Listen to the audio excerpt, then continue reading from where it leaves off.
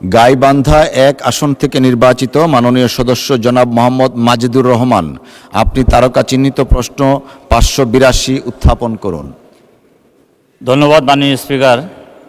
আমার তারকা চিহ্নিত প্রশ্ন হচ্ছে, প্রবাসী কল্যাণ ও বৈদেশিক কর্মসংস্থান মন্ত্রী মহোদয়, অনুগ্রহ করিয়া বলিবেন কি আমার নির্বাচনী এলাকা ২৯ গাইবান্ধা ১ সুন্দরগঞ্জ উপজেলার কতজন রেমিটেন্স যোদ্ধা বিদেশে কর্মরত আছেন? দেশের অর্থনীতিকে সচল করিবার জন্য আপনার মন্ত্রণালয়ের অধীনে এই সংখ্যা বৃদ্ধির কোনো পরিকল্পনা আছে কিনা? ধন্যবাদ মাননীয় স্পিকার। মাননীয় সদস্য, আপনাকে ধন্যবাদ। তারকা চিহ্নিত প্রশ্ন ৫৮২ মহান সংসদে উত্থাপিত হল। মাননীয় প্রবাসী কল্যাণ ও বৈদেশিক কর্মসংস্থান মন্ত্রীর পক্ষে মাননীয় প্রতিমন্ত্রী জনাব মোহাম্মদ নুরুল হক। মাননীয় স্পিকার, আপনাকে ধন্যবাদ।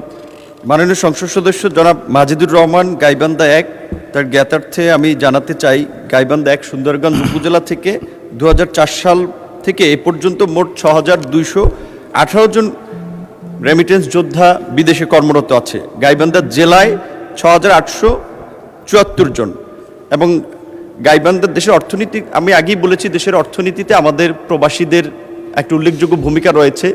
দেশের অর্থনীতির পাইপলাইন হিসেবে আমরা এই রেমিটেন্স যোদ্ধাদের অবদানকে সবসময় স্বীকার করে থাকি এবং এটা সরকারের সবসময় একটা অগ্রাধিকার থাকে এই খাতকে প্রসারিত করা এবং দেশের অর্থনীতিতে তাদের ভূমিকাটাকে আরও সক্রিয় করা। সেই লক্ষ্যে আমি পূর্বের প্রশ্নের উত্তরেও বলেছি যে আমাদের সরকারের পক্ষ থেকে ইতিমধ্যেই বেশ কিছু পদক্ষেপ নেওয়া হয়েছে। একই উত্তর এখানেও দীর্ঘ লিপিবদ্ধ আছে, পঠিত বলিয়া গণ্য। মাননীয় মন্ত্রী, পঠিত বলে গণ্য হলো। মাননীয় প্রতিমন্ত্রী, আপনাকে ধন্যবাদ। মাননীয় সদস্য জনাব মোহাম্মদ মাজিদুর রহমান একটি সম্পূরক প্রশ্ন করতে পারেন। মাননীয় স্পিকার, আমি মন্ত্রী মহোদয়ের কাছে জানতে চাই, আমার প্রশ্নের মধ্যেই সেটা আছে যে সংখ্যা বৃদ্ধি করা হবে কিনা, রেমিটেন্স যোদ্ধার সংখ্যা। এবং সেই সাথে আমি যেটা বলবো সেটি হচ্ছে, আমরা সবাই বলি যে দেশের অর্থনীতিকে সচল করে রেখেছেন রেমিটেন্স যোদ্ধারা। দেশ স্বাধীন যারা করেছেন তাদেরকে বলা হয় মুক্তিযোদ্ধা। দেশকে অর্থনৈতিকভাবে সচল রাখার জন্য, অর্থনৈতিক প্রবৃদ্ধি বাড়ানোর জন্য এই যে যারা দেশ থেকে বিদেশে গমন করেছেন এবং মাননীয় সদস্য দয়া করে প্রশ্ন করুন প্লিজ। জি, আমি প্রথমত বলছি যে এই সংখ্যা বৃদ্ধি করা হবে কিনা এবং এই রেমিটেন্স যোদ্ধা তারা তাদের প্রেরিত যে অর্থ, তাদের পরিবারের সদস্যরা যখন বিভিন্ন ব্যাংকে যায় সেখানে তারা বিভিন্নভাবে হয়রানির শিকার হয়। এবং সেই সাথে আমি জানতে চাই যে এই রেমিটেন্স যোদ্ধাদের জন্য বিশেষ কোনো সুযোগ মন্ত্রণালয় গ্রহণ করবেন কিনা। মাননীয় স্পিকার, আপনার মাধ্যমে আমি মন্ত্রী মহোদয়ের কাছে দৃষ্টি আকর্ষণ করছি, আমি সেটা জানতে চাই। ধন্যবাদ মাননীয় স্পিকার। ধন্যবাদ মাননীয় সদস্য। মাননীয় প্রতিমন্ত্রী।